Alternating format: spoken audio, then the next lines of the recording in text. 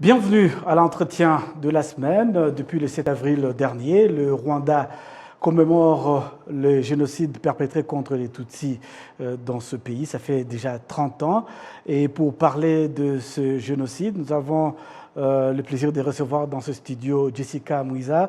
Bienvenue, vous êtes activiste de la mémoire et depuis plusieurs semaines, vous êtes donc à Kigali et donc vous avez organisé également dans le cadre de la mémoire de ces génocides perpétrés contre les Tutsis, différents cafés littéraires qui ont été organisés à Kigali. Pouvez-vous nous dire un peu les différents thèmes que vous avez choisis pour cette commémoration ? Ils ont été assez complets. Il y a eu d'abord un thème plutôt autour de l'histoire, avec le livre Sans ciel ni terre d'Hélène Dumas, qui retrace la parole des enfants rescapés du génocide. Il y a ensuite eu un thème plutôt sur la justice, avec Le cri du falcon, un nouveau livre par Bernard Minguin, qui traite de l'affaire politico-judiciaire du crash de l'attentat de l'avion du président Juvénal Habyarimana. Aussi sur un volet judiciaire, Andrew Wallis, qui nous a parlé de son livre Stepped in Blood et des complicités internationales et aussi des fugitifs génocidaires qui vivent un petit peu partout dans le monde. On a eu un volet culture très important qui retraçait l'initiative Rwanda Écrire par devoir de mémoire des auteurs africains et panafricains, Noki Djedanoum, Boris Boubacar Diop et d'autres. Et évidemment le roman incontournable pour raconter l'histoire du génocide contre les Tutsis et le rendre accessible au grand public.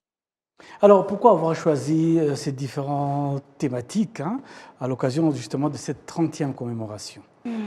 Parce que c'est assez complet et parce que c'est autour de ces livres que s'écrivent aussi l'histoire du génocide contre les Tutsis. Lorsque l'on parle de la justice, on entre dans les détails vraiment au millimètre de comment le génocide a été possible sur un critère de politique internationale, d'utilisation des différentes instances administratives, judiciaires du pays et des pays bien sûr complices, mais aussi pour prendre un exemple plus simple, plus accessible à tous, le roman qui nous permet de vraiment personnifier l'histoire du génocide. Comme on sait que malheureusement aujourd'hui il y a une tendance internationale à banaliser l'utilisation de ce mot, les personnes qui ont envie de dire que cette histoire les concerne plus et plus importante mettent le mot génocide à toutes les sauces. Mais lorsqu'on lit un récit vraiment du génocide contre les Tutsis, on se rend compte en fait que ce n'est pas n'importe quelle histoire, que c'est vraiment la solution finale, que c'est vraiment le crime des crimes, comme on l'a appelé. Oui, comme vous venez de le mentionner, on remarque depuis bientôt 30 ans qu'il y a cette banalisation du génocide, il y a aussi les dénis par plusieurs pays, aussi bien dans la région, en Afrique, qu'en Europe ou dans le reste du monde. Et que faut-il faire pour tenir tête à ces gens qui renient ces génocides reconnus par les Nations Unies ? Déjà, il faut se renseigner, donc c'est bien qu'on parle de ces cafés littéraires. Ils auront lieu encore pendant les 100 jours. Toute personne qui se rend sur les réseaux sociaux de Kwibuka Rwanda pourra voir les prochains cafés littéraires et donc s'y rendre. C'est important de se renseigner, d'apprendre avec précision quels ont été les mécanismes du génocide, de monter vers le génocide, mais ensuite d'application et de négation. Tout cela, c'est traité dans les livres, mais aussi dans des articles, dans des conférences. Et une fois qu'on s'est saisi de ce matériel, c'est important de répliquer, d'aller sur toutes les plateformes. On parle souvent des réseaux sociaux, les jeunes doivent s'en saisir et aller parler sur Twitter, sur TikTok, sur Instagram, sur Twitch. Mais rien qu'un compte WhatsApp, comme on en a tous, une discussion WhatsApp familiale ou avec les collègues ou avec des amis, lors desquels parfois on peut entendre soit des personnes ne rien connaître à l'histoire du génocide, soit de la minimisation, soit de la banalisation. Il faut se saisir de tous ces cercles-là pour riposter. C'est le plus important. Oui, vous avez évoqué un aspect important, la jeunesse. Il y a 30 ans, il y a la majorité des Rwandais qui sont là actifs, n'étaient pas encore nés. Et ceux qui étaient nés encore étaient trop jeunes, ils ne connaissent pas l'histoire de ces génocides. Le plus âgé, malheureusement, après une pour certains, une contre-vérité de ce drame.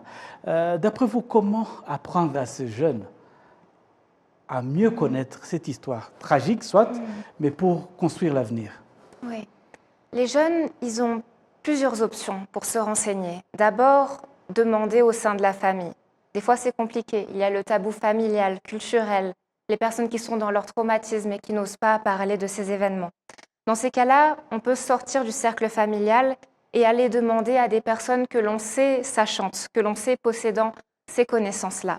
Ensuite, il y a des formes d'apprentissage très accessibles, par exemple le documentaire. Récemment, il y a un documentariste qui s'appelle Bernard Belfroid, qui a sorti Une des 1000 collines, son dernier film, qui est incroyablement pédagogique.